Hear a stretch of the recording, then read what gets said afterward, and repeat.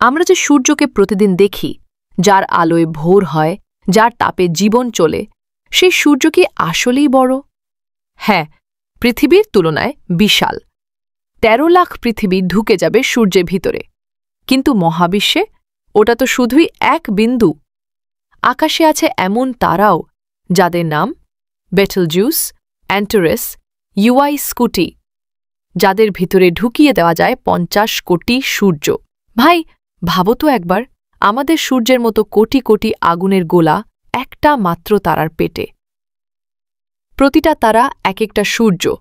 প্রতিটা তারার ভেতরে চলে লাখ কোটি ডিগ্রি তাপমাত্রার পারমাণবিক বিক্রিয়া, যার শক্তি একটা পৃথিবী ধ্বংস করে ফেলার মতো।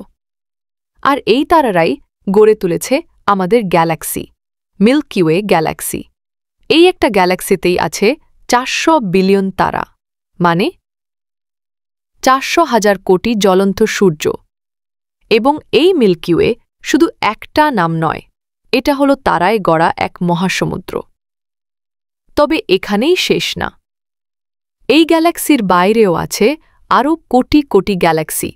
আর আমাদের গ্যালাক্সির সবচেয়ে কাছের গ্যালাক্সির নাম অ্যান্ড্রোমিডা।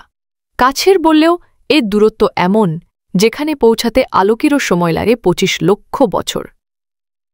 ভাই, আলো যা ১ সেকেন্ডে ৩ লাখ কিলোমিটার পাড়ি দেয়, সেই আলো পৌঁছাতে পারে না সহজে ২৫ লক্ষ বছর। আমাদের বয়স, ইতিহাস, সভ্যতা সব মিলেও এত পুরনো না। এটাই মহাবিশ্বের গভীরতা, এটাই মহাবিশ্বের আকাশ। আমরা যে আকাশ দেখি, ওটা কেবল একটা নীল ছাদ না, ওটা হলো এক অসীম রাস্তা, যেখানে আলো হাঁটে লক্ষ লক্ষ বছর ধরে।